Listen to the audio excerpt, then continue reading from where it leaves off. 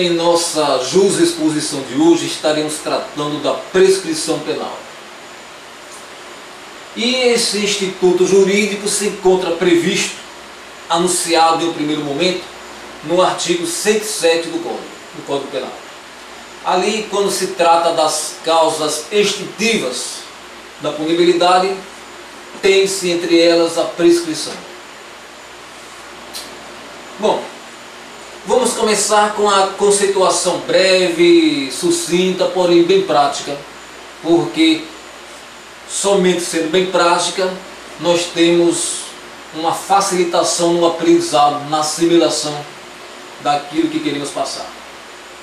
Então, de forma prática e sucinta, poderíamos dizer que a prescrição seria a perda por parte do Estado de punir o agente infrator.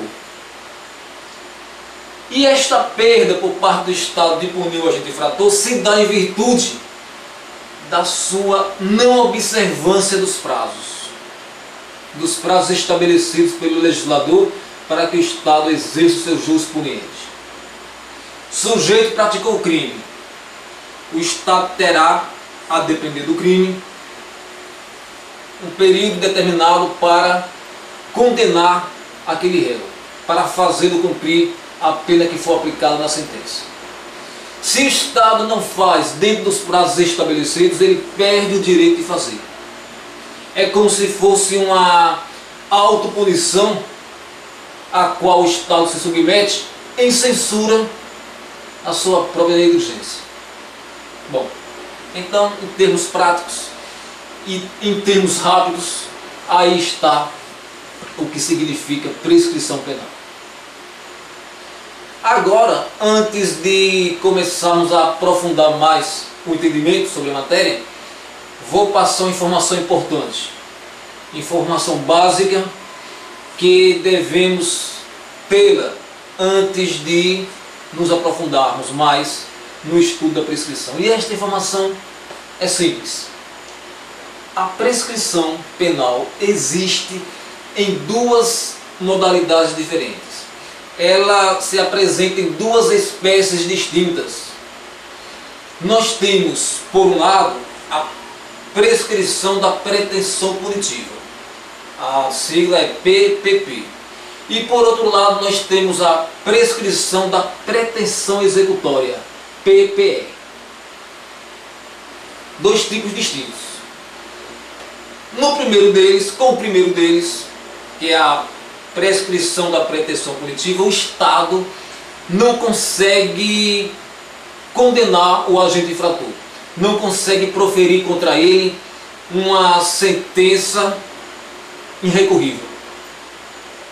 Dormiu no ponto, foi negligente, não observou os prazos, demorou a levar o sujeito a julgamento, não pode mais fazer. Prescrição da pretensão punitiva. Essa somente ocorre antes da sentença transitar em julgado. Agora o outro tipo, a prescrição da pretensão executória. Esta acontece depois que o Estado aplica a punição ao agente. Depois que o Estado consegue formar o seu título executivo judicial contra o agente infrator. Contra ele foi proferida uma sentença penal condenatória irrecorrível. Porém, o Estado não fez com que o condenado cumprisse a pena dentro do prazo estabelecido.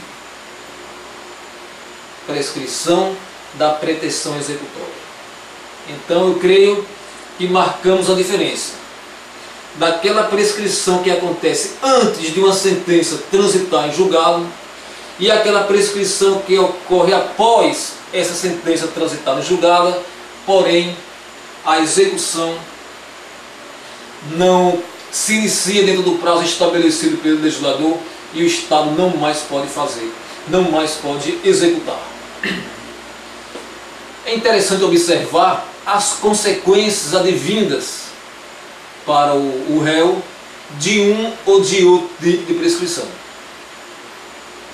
Observe que se o Estado sequer conseguiu condenar de forma irrecorrível o agente infrator, este agente, este sujeito, este pretenso criminoso sai da história como se tivesse sido inocentado.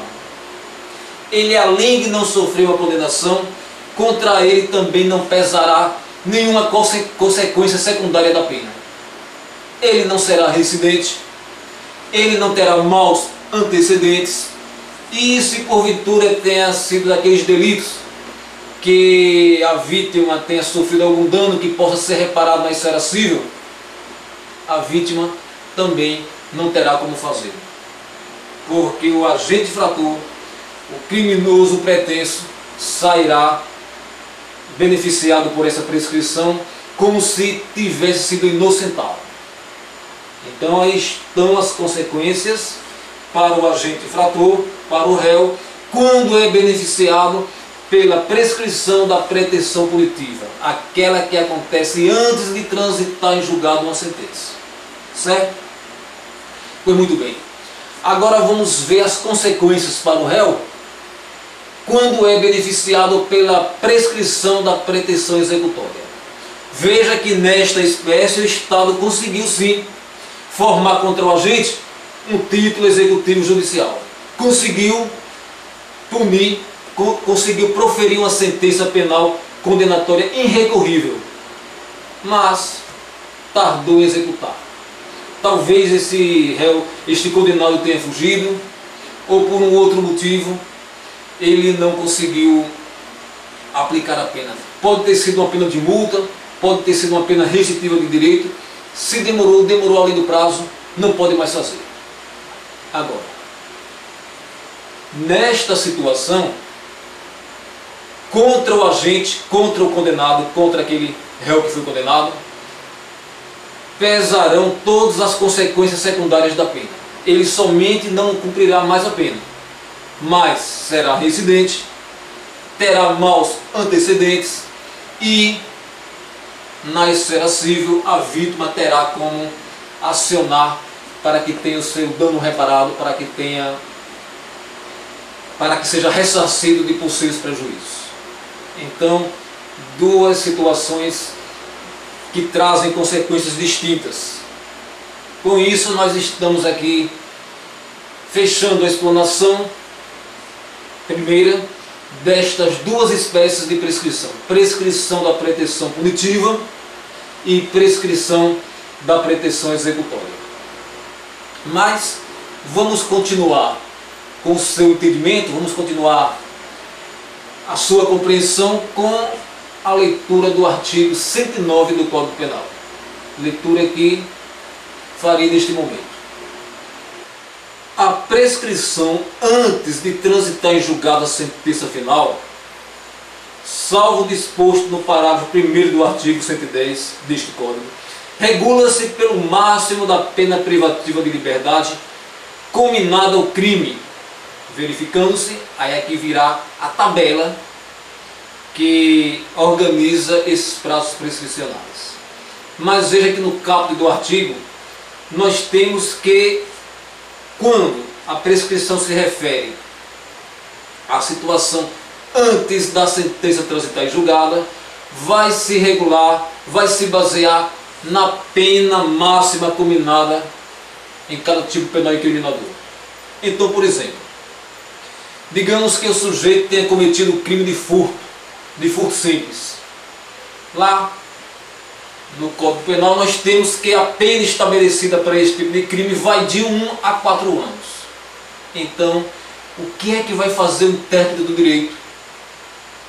Estou analisando a prescrição da pretensão punitiva, aquela que ocorre antes de uma sentença transitada em julgado. Então, se o crime é de furto simples, eu vou tomar por base esses 4 anos. Bom, a pena máxima combinada é de 4 anos. E neste caso vai prescrever em quantos? Vamos para o artigo 109 e vamos para a leitura de seus incisos, ou de algum desses incisos. O inciso 1 diz que em 20 anos, se o máximo da pena é superior a 12, mas vamos ganhar tempo. Temos aqui, especificamente no inciso 4, o seguinte: a prescrição ocorre em 8 anos se o máximo da pena é superior a 2 anos e não exceda 4. Então, o máximo da pena de furto é 4 anos, logo, pelo inciso 4 do artigo 109 do Código Penal, nós temos que esse crime vai prescrever em 8 anos. Prescrever 8 anos antes de uma sentença penal condenatória irrecorrível. Bom, aí está a previsão, aqui está a tabela, onde o intérprete do direito deverá estar sempre fazendo uma visitazinha para saber quando ocorre a prescrição para cada tipo penal incriminador. Já explicamos que no caso de um furto simples, cuja pena máxima combinada é de 8 anos, esta prescrição, ou melhor, a pena máxima combinada é de 4 anos, essa prescrição, por força do artigo 109, vai acontecer em 8 anos. Mas